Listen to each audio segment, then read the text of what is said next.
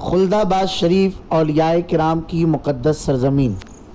جو 21 خواجہ اور 22 خواجہ کی سرزمین ہے، جہاں پر حضرت راجو قتال حسینی جو والد ہیں، حضرت خواجہ بندہ نواز گیسو دراز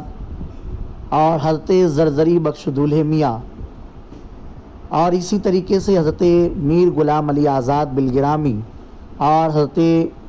میر اعلیٰ سنجری، ان تمام بزرگان دین کی آرام گاہ خلدآباد شریف ہے۔ اور اسی طریقے سے یہاں پر ایک پہاڑ کے اوپر ایک رات کی مسجد ہے، وہاں سے جب ہم لوگ نیچے کی طرف دیکھتے ہیں تو ایک خوبصورت مقبرہ پتھروں کا بنا ہوا نظر آتا ہے، جو مقبرہ حضرت ملک عنبر حبشی کا ہے، جو بردہ فروشوں کے بازار سے بک کر اورنگ آباد کی سرزمین پر آئے۔ حضور صلی اللہ علیہ وسلم نے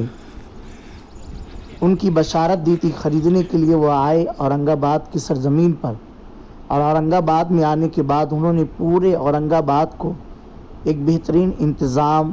ایک بہترین تعمیری فنکاری کا نظام اور ایک بہترین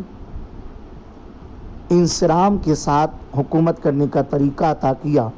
اور پورے اورنگ آباد میں جو پانی کا نظام ہے انہی کے ذریعے سے پہنچا ہوا۔ خلدآباد شریف میں آپ کا مزار مقدس بہت ہی حسین و جمیل اور خوبصورت روضہ بنا ہوا ہے۔ آپ ایک رات کی مسجد کے اوپر کا ویو دیکھ رہے ہیں ویڈیو میں۔ ایک رات کی مسجد کے اوپر سے یہ پورا ملک عنبر حبشی کا مقبرے کی ویڈیو بنائی گئی، اور وہیں سے پورا خلدآباد شریف بھی نظر آ رہا ہے، آپ اس سے اچھی طرح سے دیکھ سکتے ہیں۔ اور یہ موسم جو برسات کا موسم ہے، یہ ہریالی کا موسم ہے، اور اس موسم میں وہاں جانا اور وہاں کی زیارت کرنا اور ان پہاڑوں پر جانا ایک نیا ہی لطف دیتا ہے۔ آنکھوں کو بھی سرور ملتا ہے، دلوں کو بھی اطمینان ملتا ہے، ذہن تر و تازگی کے لیے بالکل مکمل تیار ہو جاتا ہے اور سکون پاتا ہے۔ اور ان بزرگان دین کی بارگاہ میں جانے سے روحانی بھی فیض ملتا ہے، جسمانی بھی فیض ملتا ہے،